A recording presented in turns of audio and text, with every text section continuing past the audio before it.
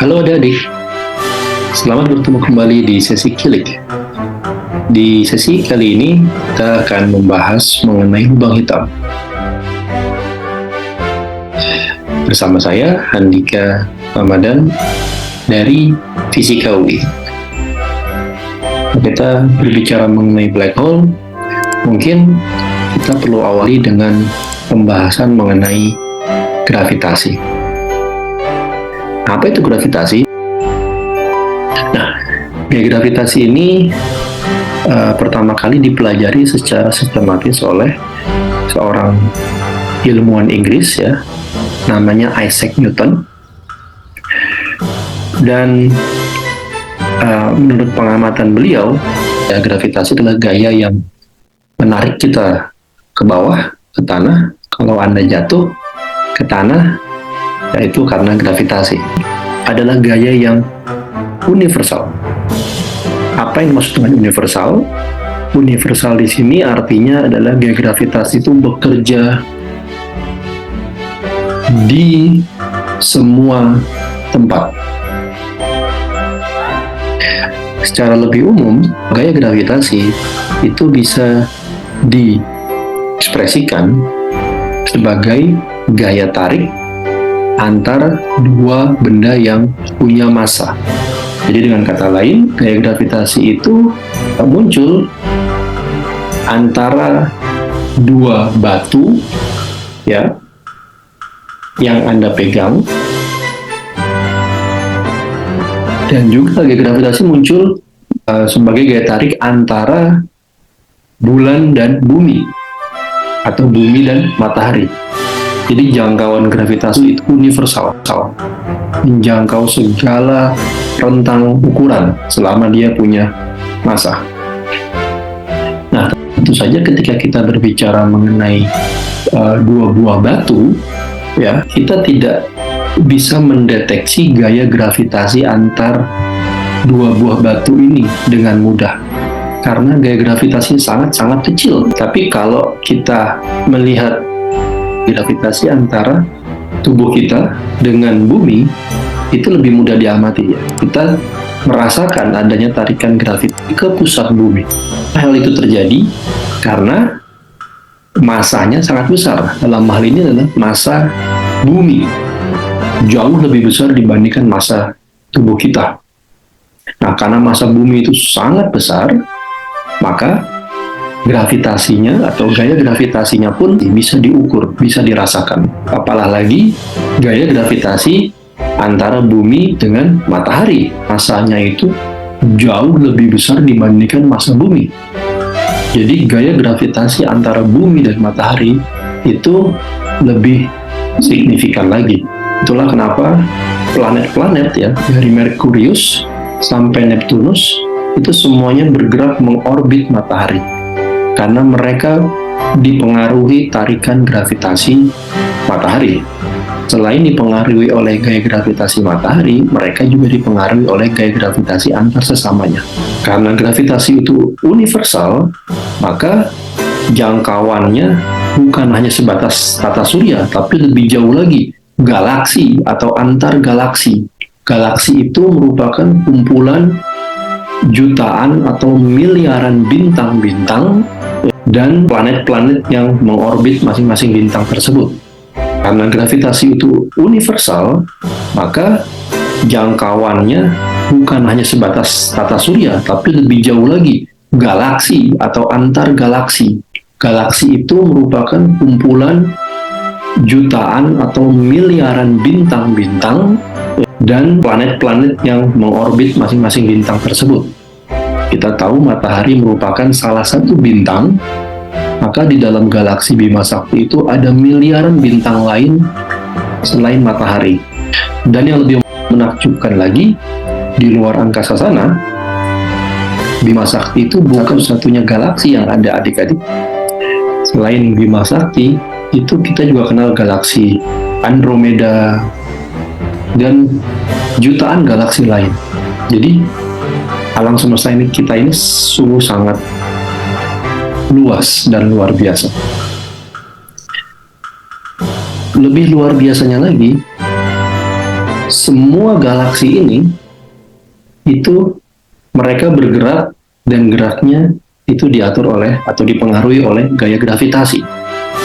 Jadi gaya gravitasi bekerja di ranah antar galaksi sampai ranah kecil seperti antar batu, dua batu yang tadi kita sebutkan.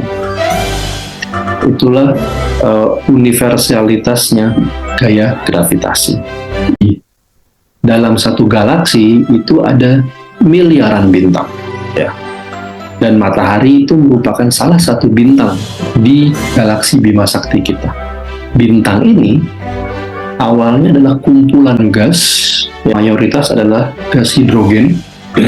Ya, gas ini sangat banyak sehingga membentuk, kita menyebutnya debu atau awan gas. Molekul atau partikel-partikel atom hidrogen ini punya massa, maka mereka juga dipengaruhi oleh gravitasi. Jadi kumpulan gas hidrogen ini itu lama-kelamaan itu akan saling tarik-menarik karena pengaruh gaya gravitasi antar sesamanya.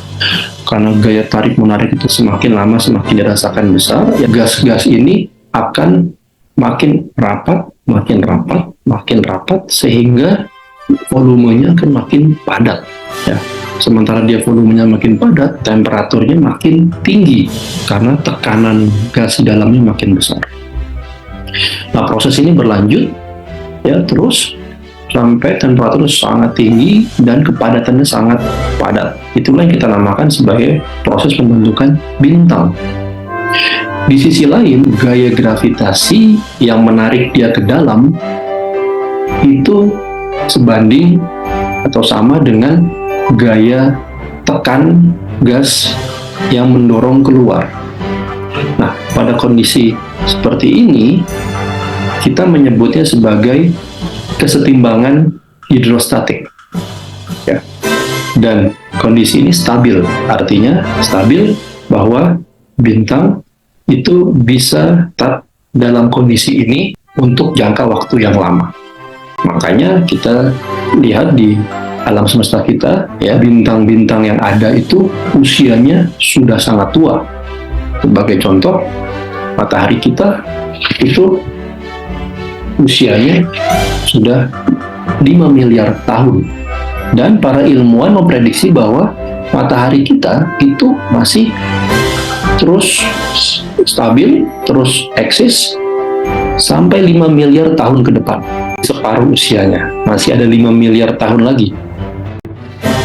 Masa matahari itu kalau kita bisa timbang itu sekitar 10 pangkat 30 kg. 10 pangkat 30 itu maksudnya gimana? Maksudnya adik-adik punya angka 1 lalu taruh 0 setelah angka 1 itu dengan jumlah nolnya adalah 30. Itu maksudnya 10 pangkat 30 kilogram.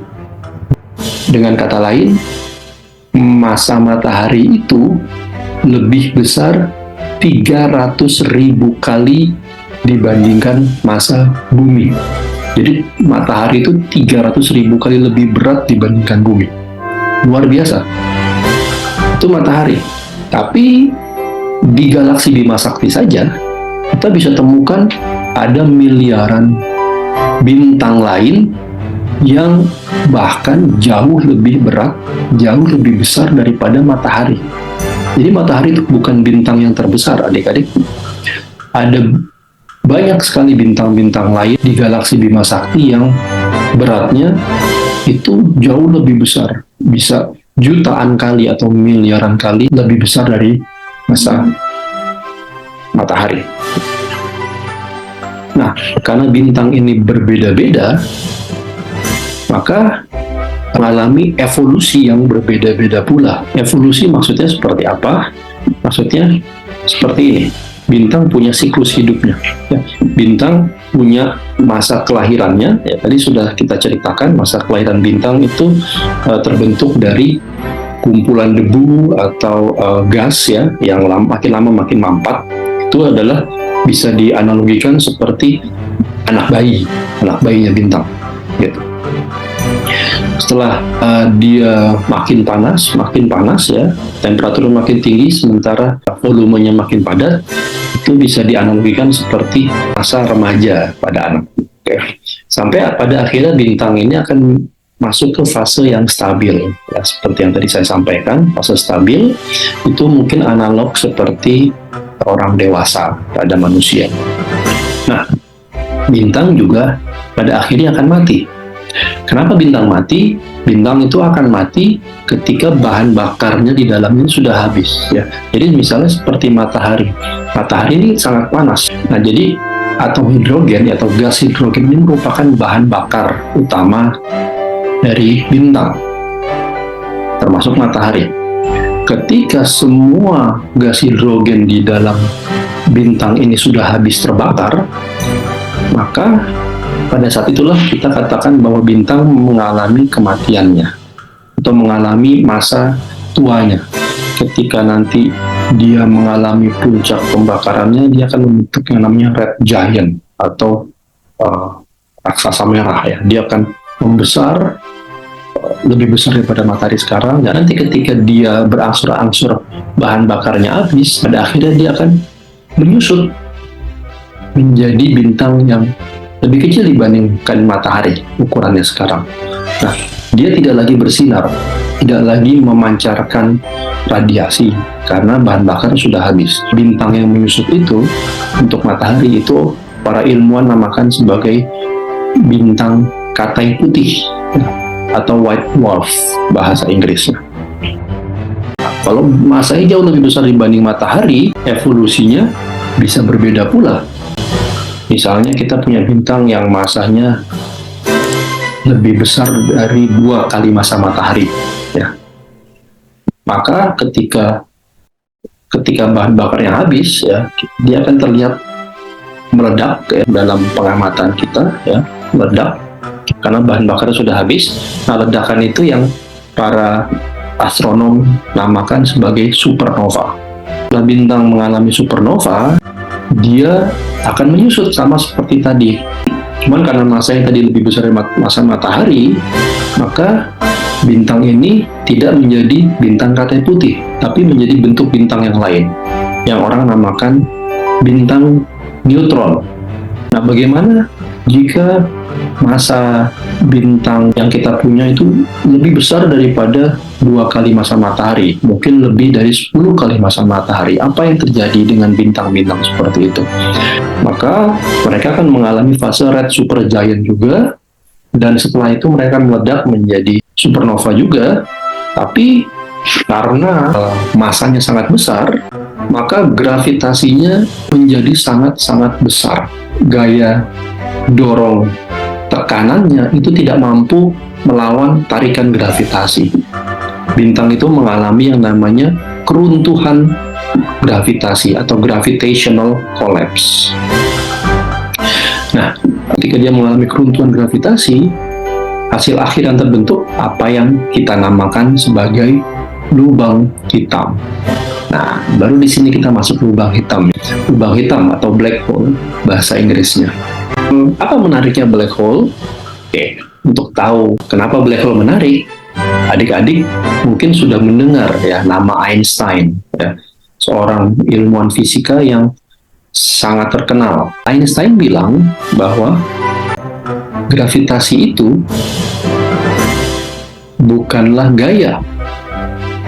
Kalau Isaac Newton mengatakan gravitasi itu merupakan gaya tarik, maka kata Albert Einstein, gravitasi itu adalah kelengkungan. Kelengkungan dari apa? Kelengkungan dari geometri ruang kita, atau ruang waktu lebih tepatnya, ya. Jadi kalau bisa kita bayangkan, ya, ruang 3 dimensi kita misalnya, ini punya geometri 3 dimensi. Nah, gravitasi adalah distorsi